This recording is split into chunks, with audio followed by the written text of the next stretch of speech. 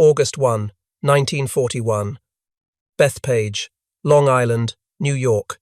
Chief Engineer Robert Hall sat in the pilot's seat as the prototype lumbered down the runway, its barrel-shaped fuselage seeming almost too heavy for a single engine to lift. The XTB-F1 prototype rotated skyward, and in that moment critics within the Navy shook their heads. The biggest single-engine aircraft they had ever seen.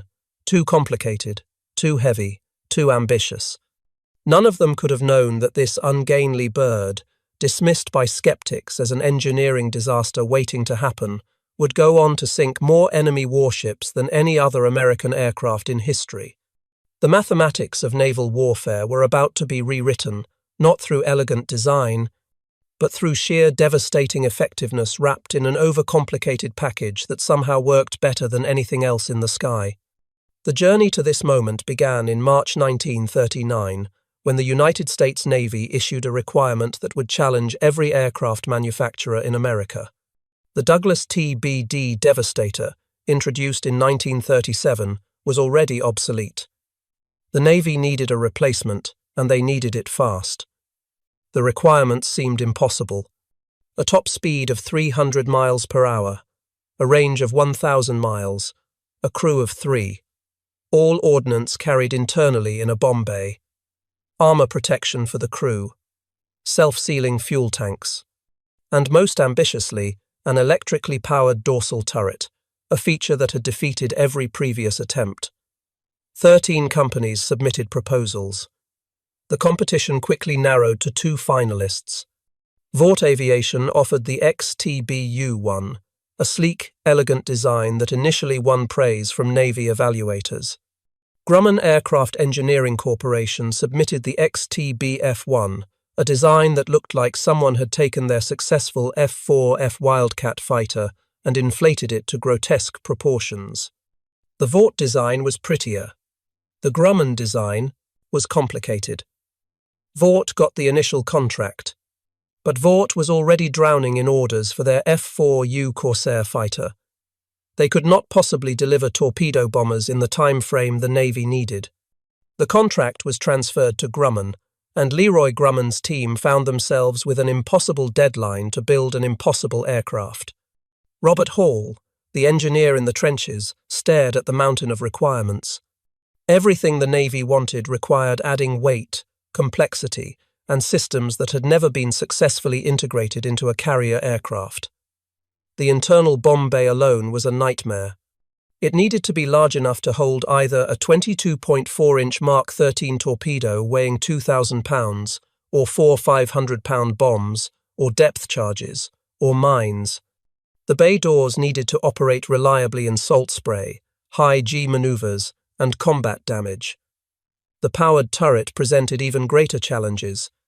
Previous attempts at rear turrets had failed because hydraulic and manual systems were too slow, too unreliable, too vulnerable to battle damage. Grumman chose an electrically powered turret, betting the entire design on technology that had never been proven in combat. If the electrical system failed, the rear gunner would be helpless. The wing folding mechanism added another layer of complexity. To fit on carrier elevators and in hangar decks, the wings needed to fold. But the Avenger's wings were the largest span of any Navy aircraft. 54 feet fully extended. Leroy Grumman himself solved this problem during a design meeting, using a pink eraser to represent the fuselage and paper clips as wings.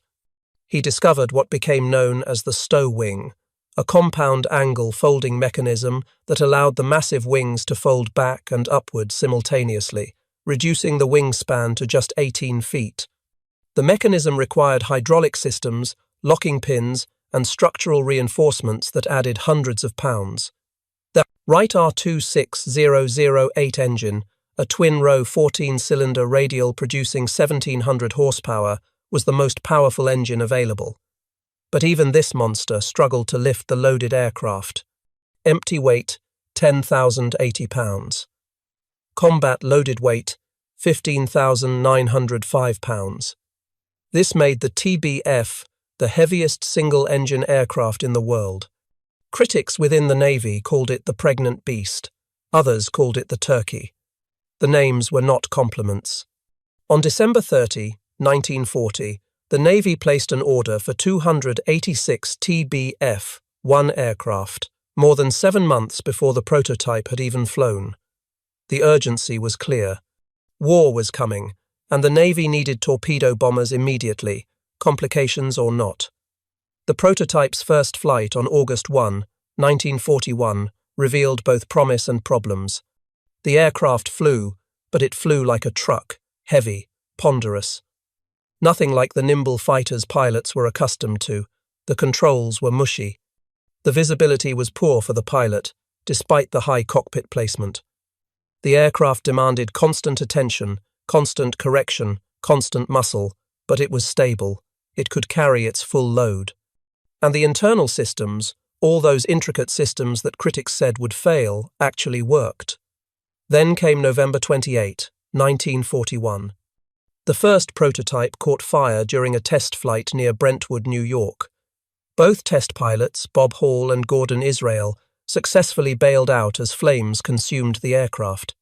The prototype crashed and was destroyed. Critics pounced. The design was too elaborate, too many systems, too many failure points.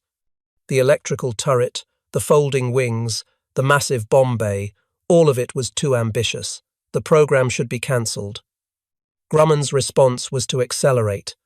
The second prototype was nearly ready. Testing continued. Modifications were made. Problems were solved through brute force, engineering.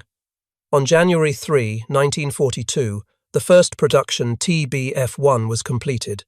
Less than 5 months after the first prototype crashed. Less than 4 weeks after Pearl Harbor brought America into the war. By early June 1942, more than 100 TBF Avengers had been delivered to the Navy. 6 of these aircraft were assigned to Torpedo Squadron 8 for evaluation. The squadron's devastators had already deployed aboard the carrier Hornet. The 6 Avengers arrived at Pearl Harbor just hours after the carriers had departed for a crucial battle near a tiny atoll called Midway. Volunteers were called for. 6 crews raised their hands. Many had never flown out of sight of land. All 6 aircraft made it to Midway Island. June 4, 1942, 07:10 hours. 6 brand new TBF Avengers took off from Midway Island's Henderson Field, part of the first wave of attacks against the Japanese carrier fleet. The aircraft had been in service for exactly 5 months. The crews had almost no combat experience. They were flying the most complicated torpedo bomber ever built into the teeth of the most experienced carrier force in the world. The Japanese Combat Air Patrol fell upon them like wolves. Mitsubishi A-6M0 fighters, flown by veterans of Pearl Harbor, China, and the Dutch East Indies, tore into the lumbering Avengers. The TBF's defensive armament, a single 50 caliber machine gun in the dorsal turret and a 30 caliber gun in the ventral position, proved inadequate against determined fighter attacks. The Avengers were slow. At maximum torpedo attack speed, they could barely manage 130 miles per hour. The Zeros could exceed 300. One by one, the Avengers fell. Ensign Albert Kyle Ernest's aircraft took hit after hit. 20mm cannon shells punched through the wings, the fuselage, the tail. His turret gunner, aviation machinist's mate 3rd Class J. Darrell Manning, was killed instantly by a cannon shell to the chest.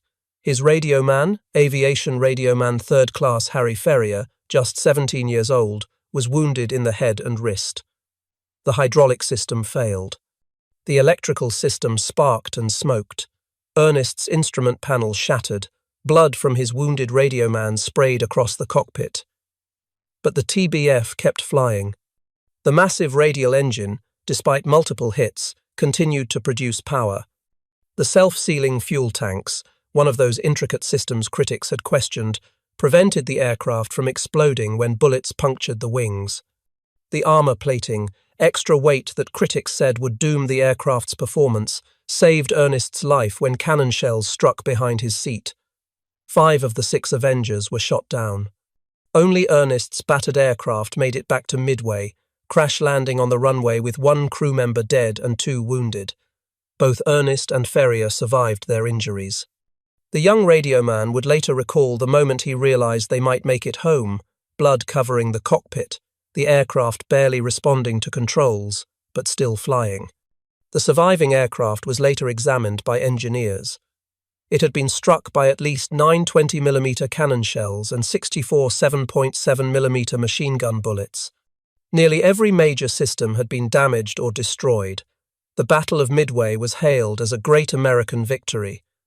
The Japanese lost 4 fleet carriers. American dive bombers received the glory. The torpedo bombers, both the old Devastators and the new Avengers, suffered catastrophic losses. But the sacrifice of Torpedo Squadron 8 would become legendary. Of the 15 Devastators that launched from Hornet, none returned. 29 men were killed. Only Ensign George Gay survived, floating in the ocean watching the battle unfold above him. The 6 Avengers from Midway lost 5 aircraft and 9 men killed.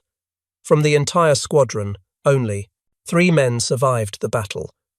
Ensign Ernest would be awarded the Navy Cross for his actions at Midway, the first of 3 he would earn during the war.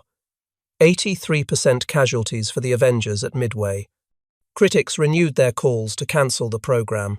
The aircraft was too vulnerable, too elaborate. The losses proved it was a failure. But intelligence officers studying the damaged aircraft reached a different conclusion. Ensign Ernest's TBF had absorbed enough damage to destroy 10 normal aircraft, yet it had flown home with 2 survivors. The electrical turret, despite the catastrophic damage, had continued to function until the turret gunner was killed. The bomb bay doors had operated correctly under fire. The folding wing mechanism had not failed despite multiple hits to the wing structure. The right engine had run for 2 hours after being struck multiple times. The aircraft was not too elaborate. It was too tough.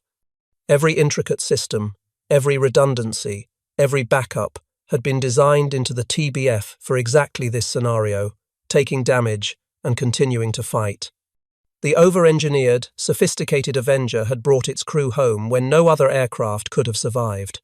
Production accelerated. By August 1942, dozens of Avengers were reaching fleet squadrons. Torpedo Squadron 8 reformed with new pilots and new aircraft.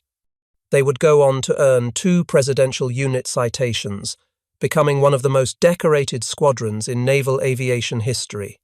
Ensign Ernest rejoined the squadron and fought at Guadalcanal, earning his 2nd Navy Cross. The Battle of the Eastern Solomons on August 24, 1942, provided the first real test of Avenger tactics with experienced crews. 28 TBFs from the carriers Saratoga and Enterprise attacked the Japanese fleet. 13 Avengers from Saratoga's VT-8 and 15 from Enterprise's VT-3 coordinated their approach. They sank the light carrier Ryujo with multiple torpedo hits. 7 Avengers were lost, but the survivors learned crucial lessons. The aircraft could absorb tremendous damage. The electrical turret could engage multiple fighters simultaneously. The internal bomb bay allowed for quick ordnance changes. The long range allowed for strikes far beyond what previous torpedo bombers could reach. November 1942 brought the naval battle of Guadalcanal. Marine Corps and Navy Avengers played the key role in sinking the Japanese battleship Hiei, a 37,000-ton behemoth that had been crippled in night fighting. The Avengers put torpedoes into the drifting giant, proving that the complicated aircraft could kill capital ships. But the most remarkable transformation was happening in the Atlantic Ocean, far from the Pacific headlines. German U-boats were winning the tonnage war, sinking Allied merchant ships faster than they could be replaced. The introduction of small escort carriers provided air coverage for convoys, but existing aircraft were inadequate for anti-submarine warfare. The Avenger, with its large bomb bay, long range, and ability to carry radar, proved perfect for the role. The TBF-1D variant, equipped with ASB surface search radar, could detect surfaced U-boats at night or in bad weather. The large bomb bay could carry depth charges, bombs, acoustic torpedoes, and the top-secret Mark 24 Fido homing torpedo. Avengers operating from escort carriers began stalking U-boats with devastating effectiveness. The aircraft that had been designed to sink battleships was now hunting submarines. The tactics were elegant in their simplicity. Avengers equipped with radar would patrol ahead of convoys, searching for surfaced U-boats. When contact was made, the Avenger would attack with depth charges and rockets, forcing the submarine to dive. Once submerged, the U-boat's speed dropped from 18 knots to 8 knots. The Avenger would circle overhead, dropping sonobuoys to track the submerged submarine, while calling in destroyer escorts for the kill. If the submarine tried to surface and run, the Avenger would be waiting with more depth charges. If the submarine stayed submerged, the destroyers would arrive. From May 1943 to May 1945, Avengers flying from American escort carriers sank or assisted in sinking 35 U-boats in the Atlantic. British Avengers, which the Royal Navy designated Tarpon and later Avenger, added to the tally. The total submarine kills reached approximately 30 when counting Pacific operations against Japanese submarines. No other aircraft came close to this record. The sophisticated radar systems, the large internal bay that could carry multiple weapons types, the long endurance that allowed 8-hour patrols, all of it combined to create the most effective submarine killer of the war. The year 1944 brought the Avenger to its peak effectiveness. By this time, nearly 10,000 had been built. General Motors' Eastern Aircraft Division had taken over most production, churning out 7,546 TB-MIS, while Grumman built 2,290 TB-Fs. The transition had been remarkable. When Grumman needed to focus on producing the new F-6F Hellcat fighter, they delivered a demonstration TB-F to General Motors, held together entirely with sheet metal screws. This PK Avenger, named for Parker Kalon's screw manufacturer, allowed GM engineers to disassemble the aircraft part by part and redesign it for automotive-style mass production. Leroy Grumman had doubted GM could build even one Avenger. Instead, GM produced more than 3 times as many as Grumman itself. The TBM-3 variant, with a more powerful R260-020 engine producing 1,900 horsepower, began reaching squadrons in mid-1944. The additional power helped offset the weight of new radar equipment, additional armor, and increased fuel capacity. The Battle of the Philippine Sea in June 1944 showcased everything the Avenger could do. The engagement, later called the Great Marianas Turkey Shoot, decimated Japanese carrier aviation. American fighters shot down over 250 Japanese aircraft in a single day. But the real test came afterward. Admiral Mark Mitcher learned the Japanese carrier fleet was retreating at extreme range. Over 200 Avengers participated in the mission Beyond Darkness, Mitcher's desperate gamble to catch the fleeing enemy. The strike launched late in the afternoon, knowing many aircraft would return in darkness. Avengers from the carrier Belleau Wood sank the light carrier Hio, hitting the Japanese ship with torpedoes in deteriorating weather and fading light. 247 Japanese sailors died when Hio capsized. Many Avengers ran out of fuel on the return flight, ditching in the ocean or crashing on carrier decks in complete darkness. Mitcher ordered every ship in the fleet to turn on lights, breaking all blackout protocols to guide the aircraft home. 80 pilots and crew were lost, but the mission proved the Avenger could operate in conditions that would ground other bombers. The long range, the reliable engines, the tough airframe, all contributed to missions that should have been impossible. October 1944 brought the Battle of Leyte Gulf, the largest naval battle in history. Over 200,000 personnel participated. Japanese forces committed virtually their entire remaining fleet in a desperate attempt to destroy the American invasion force at Leyte. The battle sprawled across hundreds of miles of ocean, involving 4 separate engagements over 3 days. Approximately 400 Avengers participated across all phases of the battle. The engagement at Samar became one of the most dramatic confrontations in naval history. 6 escort carriers, 3 destroyers, and 4 destroyer escorts faced 4 Japanese battleships, 6 heavy cruisers, 2 light cruisers, and 11 destroyers. The escort carriers, designated Taffy 3, carried Avengers and Wildcats designed for ground support, not fleet engagement. When Admiral Takeo Kurita's center force appeared on the horizon at dawn on October 25, the Americans were outnumbered and outgunned catastrophically. Lieutenant Commander Edward Huxtable, commanding officer of Gambier Bay's Composite Squadron 10, directed his Avengers in continuous attacks against the massive Japanese ships. The Avengers had no armor-piercing bombs. Many had no torpedoes, having been loaded for ground support missions. They attacked anyway, making repeated runs with whatever ordnance they carried. Some pilots made dry runs with no weapons at all, trying to distract Japanese gunners and buy time for the carriers to escape. The small destroyers charged the Japanese battleships in suicidal torpedo attacks.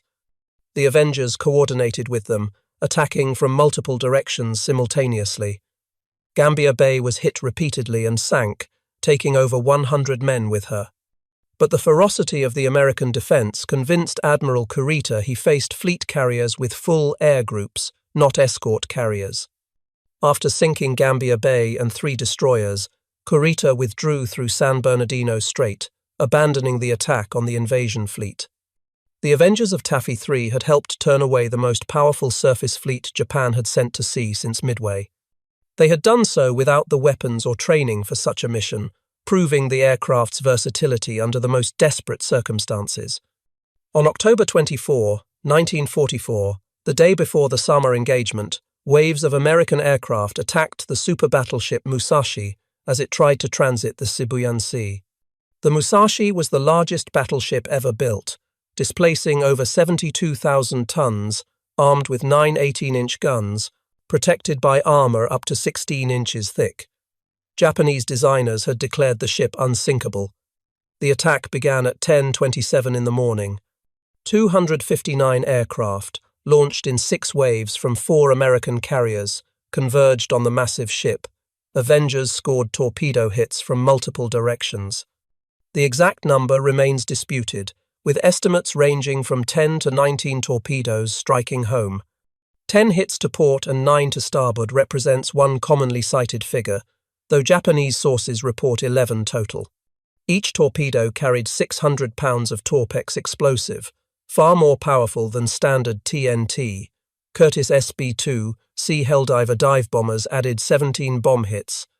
Just after 7:30 in the evening, the Musashi capsized and sank, taking 1,023 of her crew with her.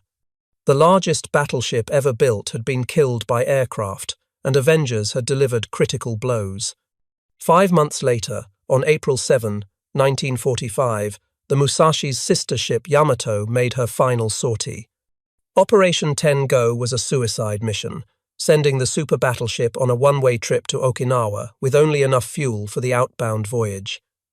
American submarines spotted the task force and reported its position. Admiral Mitchell launched everything he had. 386 aircraft, including nearly 150 Avengers, swarmed the Japanese force. The attack began at 12:37 in the afternoon. The first wave of Avengers attacked from the port side, overwhelming the Yamato's anti-aircraft defenses. The second wave attacked from starboard. The third wave found the ship listing heavily but still afloat. The torpedo impacts continued. American sources report at least 11 torpedo hits, though the exact count from different aircraft types remains uncertain. The Yamato's massive armor, designed to defeat battleship shells, could not stop torpedoes hitting below the waterline. Internal compartments flooded. The list increased. At 2:23 in the afternoon, 2 hours and 46 minutes after the first attack, the Yamato exploded in a mushroom cloud visible for 60 miles. Casualties numbered between 2,500 and 3,100 crew members from a complement of approximately 3,000. The era of the battleship died with her. The Avengers had killed both Yamato-class super battleships. They had also sunk or helped sink 12 carriers, 4 additional battleships, 19 cruisers, 25 destroyers, and approximately 30 submarines. The total tonnage exceeded 1 million tons of enemy shipping. No other aircraft type came close to this record. The intricate torpedo bomber that critics had dismissed in 1941 had become the most effective ship killer in history. but the vast majority of Avenger missions were not dramatic torpedo attacks. By late 1944, Japanese surface ships rarely ventured from port. The Mark 13 torpedo, despite late war improvements, remained problematic, requiring slow, straight attack runs that exposed aircraft to intense anti-aircraft fire. Avengers increasingly shifted to conventional bombing, skip bombing, and rocket attacks. The large internal bay that could carry a single 2,000-pound torpedo could also carry 2,000 pounds of bombs, rockets, or combinations of weapons. Avengers supported amphibious landings across the Pacific, dropping bombs and firing rockets against Japanese bunkers, artillery positions, and troop concentrations. The missions were unglamorous but essential. The aircraft's versatility extended beyond combat. The roomy interior could carry cargo, mail, and personnel. Avengers served as air ambulances, evacuating wounded from island airstrips. They flew reconnaissance missions, mapping enemy positions. They laid mines in Japanese harbors and coastal waters. They performed search and rescue, locating downed pilots. The sophisticated design that seemed like a liability in 1941 proved to be the aircraft's greatest strength by 1945. The Avenger could do everything. One Avenger pilot who experienced the aircraft's toughness firsthand was Ensign George Herbert Walker Bush. Born June 12, 1924, Bush enlisted in the Navy on his 18th birthday, June 12, 1942, the day he graduated from Phillips Academy. He became the youngest commissioned naval aviator at the time when he earned his wings on June 9, 1943, at age 18. Bush was assigned to Torpedo Squadron 51 aboard the carrier San Jacinto. He flew 58 combat missions in Avengers, logging 1,228 flight hours and making 128 carrier landings. He participated in operations against Wake Island, the Marianas, the Bonin Islands, and the Philippines.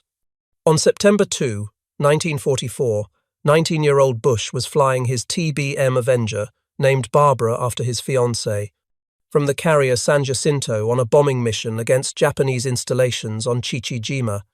His crew consisted of Lieutenant Junior Grade William White, the ordnance officer, and radioman Second Class John Delaney. The target was a radio transmitter complex, heavily defended by anti-aircraft guns. Bush's aircraft was hit by anti-aircraft fire over the target. The engine caught fire. Smoke filled the cockpit. Despite the fire, Bush pressed the attack and completed his bomb run, hitting the radio facility. As flames spread through the fuselage, Bush gave the order to bail out. He headed the burning aircraft out to sea, away from the island, to give his crew the best chance of rescue away from Japanese forces. Bush bailed out at approximately 2,000 feet. His parachute deployed successfully, but he hit his head on the tail stabilizer as he left the aircraft. He landed in the ocean bleeding from a forehead wound. When he surfaced, he saw no sign of his two crew members. Neither White nor Delaney survived. Their parachutes failed to deploy properly. Bush inflated his life raft and paddled desperately away from Chichijima. Japanese boats came out from the island searching for him. He paddled for hours, growing weaker from his wound and exhaustion. Other American aircraft circled above, trying to protect him until rescue arrived. After 4 hours in the water, the submarine USS Finback surfaced nearby. Crewmen pulled the exhausted pilot aboard. Bush was the only survivor from his aircraft.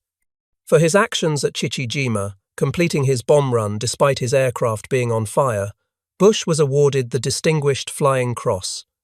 He would complete his combat tour, then return stateside as a flight instructor. After the war, Bush would serve as a congressman, ambassador to the United Nations, director of the Central Intelligence Agency, vice president, and finally the 41st President of the United States. In 2009, the Navy commissioned the nuclear-powered aircraft carrier USS George H.W. Bush, designated CVN-77, in his honor. Bush flew 58 combat missions in Avengers, logging 1,228 flight hours and making 128 carrier landings.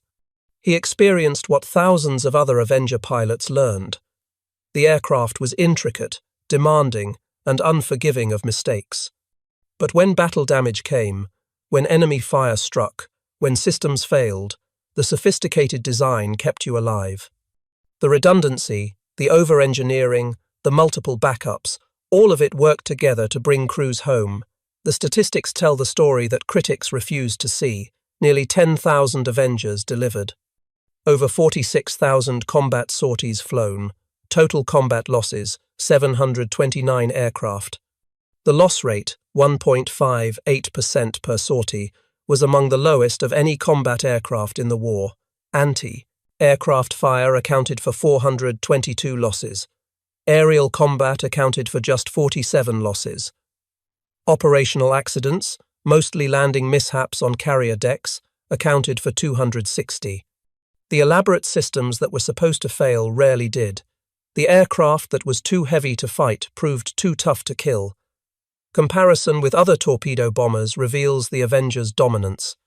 The Japanese Nakajima B-5N Kate, which had devastated Pearl Harbor, was obsolete by 1943, lacking the speed, range, and defensive armament to survive against American fighters. The British Fairey Swordfish, despite its legendary status, was a fabric-covered biplane that survived only because it operated in environments where modern fighters were rare. The American Douglas TB-D Devastator was slaughtered at Midway. Torpedo Squadron. 8 flying Devastators from Hornet lost all 15 aircraft and 29 crew members in their attack. The Avenger, flying the same mission the same day, brought 1 aircraft home with 2 survivors. That battered TBF proved what would become the norm, survivability through robust engineering. The Curtiss SB-2 Sea Helldiver, the Navy's dive bomber, suffered constant mechanical problems throughout the war. Pilots called it the Beast, and the name was not affectionate. The Helldiver's complexity led to failures, the Avenger's complexity led to redundancy. The difference was philosophy. Curtiss tried to make an elaborate aircraft that was barely good enough. Grumman made an elaborate aircraft that was far better than necessary, then made it even tougher. Post-war analysis revealed the deeper truth. The Avenger succeeded not despite its complexity, but because of it. Every intricate system served multiple purposes. The large bomb bay that added weight and complexity allowed the aircraft to carry torpedoes, bombs, depth charges, mines, radar equipment, acoustic torpedoes, reconnaissance cameras, auxiliary fuel, tanks, and cargo. No other aircraft had this flexibility. The electrical turret that critics said would fail proved more reliable than hydraulic systems and allowed for faster tracking of attacking fighters. The stow-wing folding mechanism that added weight and parts allowed the large aircraft to fit on small escort carriers, multiplying the number of ships that could operate Avengers. The stow-wing itself represented a triumph of innovative engineering. Leroy Grumman conceived the design during a meeting, using simple materials at hand. He took a pink eraser to represent the fuselage and stuck paper clips into it as wings. By experimenting with different angles, he discovered a compound pivot point that allowed the wings to simultaneously fold upward and rearward. The resulting mechanism, called stow-wing, reduced the 54-foot 2-inch wingspan to approximately 18 feet when folded. This ingenious design allowed the massive Avenger to fit on the elevators of even the smallest escort carriers. The stow-wing became a signature feature of Grumman aircraft for decades, appearing on the Hellcat, Bearcat, Cougar, and eventually the E-2 Hawkeye. The tough construction that made the aircraft heavy saved countless lives. Avengers absorbed damage that would destroy other aircraft and kept flying. Pilots reported flying back to carriers with wings full of holes, engines trailing smoke, hydraulics failed, electrical systems shorted, and the aircraft still responded to controls. The overbuilt structure, the redundant systems, even the excessive weight, all of it contributed to bringing crews home alive. By the war's end, the Avenger had flown more combat missions than any other Navy torpedo bomber. It had sunk more enemy ships than any other American aircraft type. It had destroyed more submarines than any other aircraft in history. It had served in more roles, more theaters, and more conditions than any contemporary bomber. The aircraft, dismissed as too intricate, had proven to be perfectly engineered for everything war demanded. The Avenger's service did not end in 1945. Post-war variants continued flying with the US Navy until 1954, when newer aircraft finally replaced them in frontline service. The Royal Canadian Navy operated Avengers until 1960, using them for anti-submarine warfare in the North Atlantic. The Canadian AS-3 variant featured a magnetic anomaly detection boom extending from the rear fuselage, sophisticated electronics for tracking submerged Soviet submarines, and the endurance to patrol the frigid North Atlantic for hours. The TBM-3E and its derivatives served with remarkable longevity. France operated Avengers from the carrier Aromanches in Indochina during the early 1950s. Japan's Maritime Self-Defense Force used Avengers for anti-submarine patrol into the early 1960s. The Netherlands operated them from their carrier Carol Doorman. Brazil, Uruguay, and other nations found the Avengers' combination of payload capacity, range, and reliability perfect for maritime patrol. The elaborate aircraft that was supposedly difficult to maintain proved remarkably easy to keep flying, with many nations preferring it to newer, supposedly better designs. The TBM-3W variant pioneered airborne early warning, carrying the massive ANAPS-20 radar in a ventral radome. This flying radar platform could detect enemy aircraft at ranges far beyond what ship-based radar could achieve, providing fleet air defense coordinators with crucial early warning. The TBM-3S specialized in anti-submarine warfare, carrying advanced sonobuoys, radar, and acoustic homing torpedoes. These variants proved so successful that Avengers remained in US Navy service for 9 years after the war ended, an exceptional service life for a World War II design. The aircraft's final combat use came in 1951 during the Korean War, but contrary to legend, Avengers did not fly the last torpedo attack in history. That distinction belongs to the Douglas A.D. Skyraider, the Avenger's successor. On May 1, 1951, 8 AD-4 Skyraiders from Attack Squadron 195 and Composite Squadron 35 launched from the carrier Princeton to strike the Hwacheon Dam in North Korea.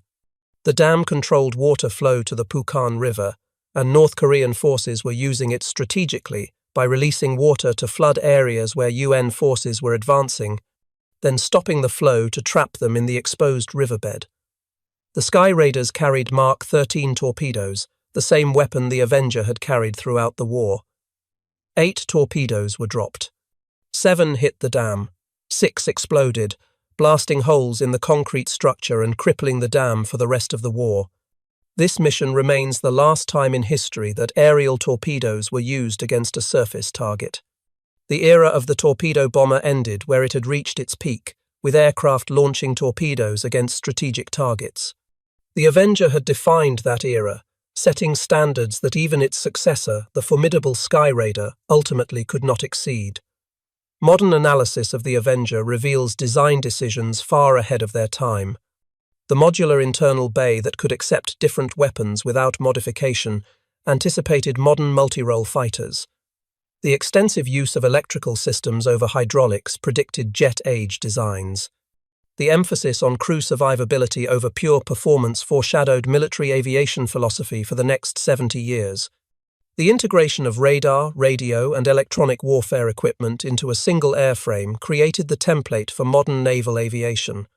William Schwendler, Leroy Grumman, Robert Hall, and the engineering team at Grumman Aircraft had not just built an elaborate torpedo bomber, they had built the future of naval aviation, wrapped in a barrel-shaped fuselage that critics called ugly.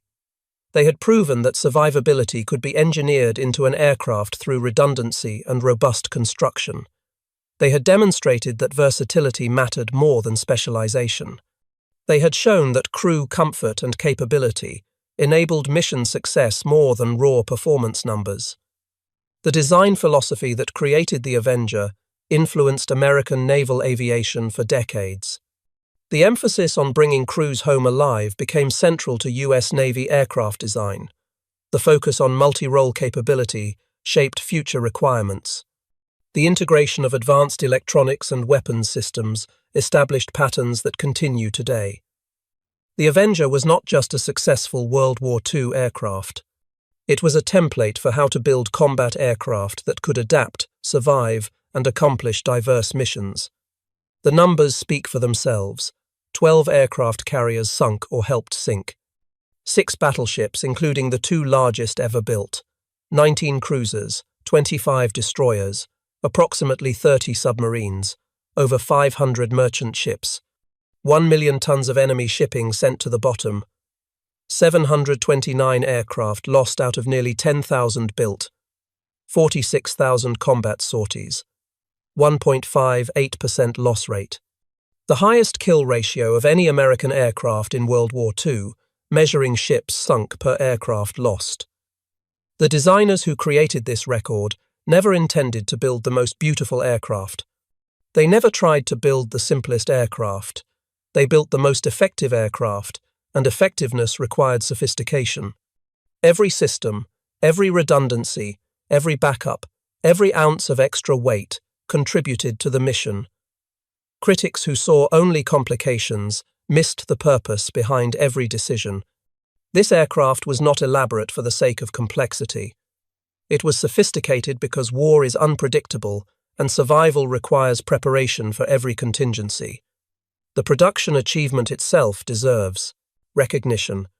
9,836 Avengers were built in just 3 years. At peak production, factories delivered over 200 aircraft per month. General Motors, a company that had never built a single airplane before the war, became the primary manufacturer through innovative production techniques.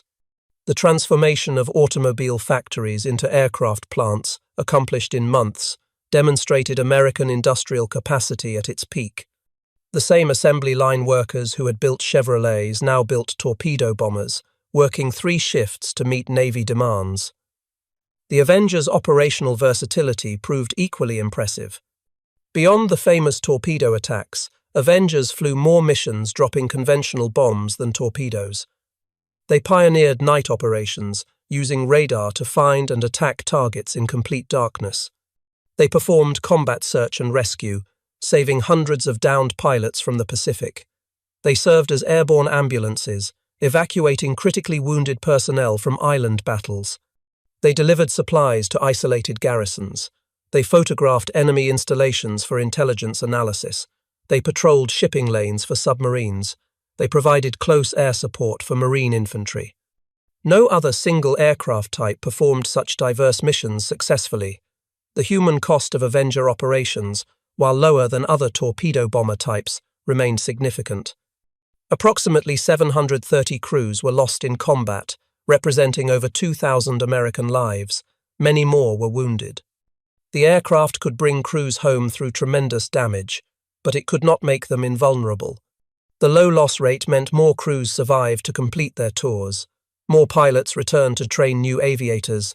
More experience was preserved and passed forward. The engineering decisions that prioritized survivability translated directly into lives saved. Individual acts of heroism by Avenger crews fill volumes of naval history. Beyond the famous names, thousands of pilots, bombardiers, radiomen, and turret gunners flew into anti-aircraft fire and fighter attacks to deliver their weapons on target. They flew missions in typhoons, in darkness, at extreme range, under impossible conditions. They pressed attacks against overwhelming defenses. They stayed with crippled aircraft to bring wounded crew members home rather than bailing out safely themselves. The Avenger gave them a fighting chance. Their courage did the rest. The torpedo bomber is gone now. Modern anti-ship missiles accomplish in minutes what required wings full of torpedo bombers in 1944. No nation operates torpedo bombers. The mission itself has been obsoleted by technology. But the lessons of the Avenger remain relevant across all domains of engineering and design. Over-engineering for survivability saves lives. Redundancy wins battles. Sophistication, when purposeful and well executed, creates capability. Versatility often matters more than specialization. The ability to absorb damage and continue functioning determines survival. These principles apply far beyond aviation. The Avenger demonstrated that robust construction costs less than replacement. The additional weight of armor, redundant systems, and overbuilt structure was repaid many times over in aircraft that survived to fly again, in crews that lived to fight again, in reduced training requirements because experienced pilots stayed alive. The accountants might have preferred lighter, cheaper aircraft. The combat record proved them wrong. Investment in survivability paid dividends measured in victories won and lives saved. The ugliest duckling can become the deadliest hunter. And sometimes the aircraft everyone calls too elaborate is exactly sophisticated enough to do what nothing else can do.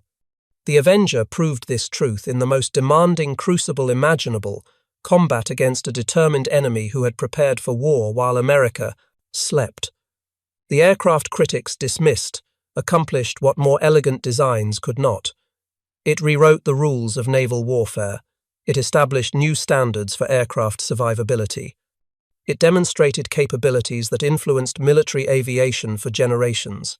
Today, surviving Avengers fly at air shows, reminding new generations of what American industry and American airmen accomplished.